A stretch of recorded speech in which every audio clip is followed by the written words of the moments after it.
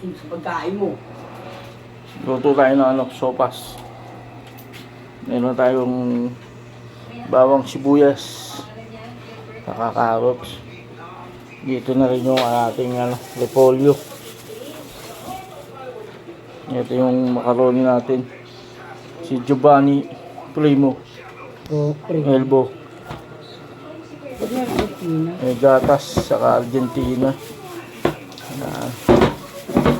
Yung gatas natin.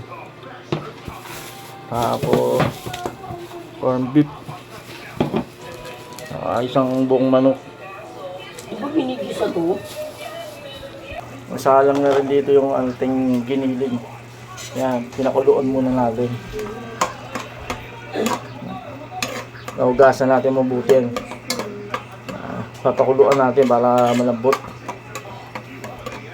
Saka lumabas yung lasa. Yan. Guys.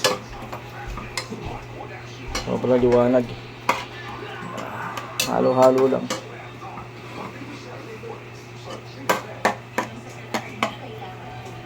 Takpan natin para mabilis maluto.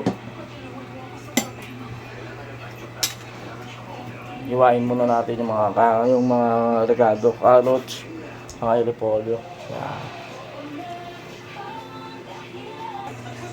Iiwa tayo ng carrots. Ito na siya, guys. Iwa na natin. Sunod naman natin ang repolyo. Guys, ito naman yung repolyo. Ayun ang carrots natin. Ito yung repolyo. Iwain na rin natin. Ayan guys, naiwain na rin natin yung repolyo. Yung carrots natin. Silipin muna natin yung ating giniling. Medyo may sabaw pa.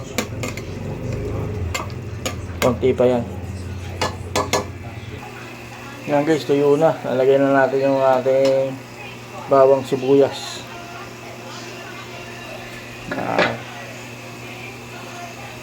Lagay na natin yung bawang sibuyas. Gisa-gisa lang yan guys. Para kumapit sa giniling yung aroma. Ayan guys, sinagay na rin natin yung ating corn beef. Para lumabas din yung lasa. Kumapit na doon sa giniling. Kanya-kanya tayong version ng luto ng sopas eh. Sa akin mayroon ibang version. Ayan guys, lalagay na natin si Giovanni Primo Elbow Enriched Macaroni product. Enriched Macaroni product. Masyado marami to. 16 ounce to. Ang pwede lang sa kanya 8 ounce. Masyado marami yun.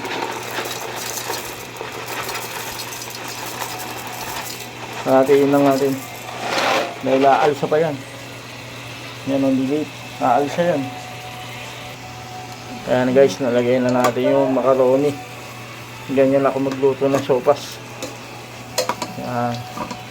Pinapakapit ko sa macaroni yung lasa. At mamaya lalagyan ko na ng sabaw yan. Ganda ng kulay oh. Wow. Ayan oh. Wow. Aalsa pa kasi yung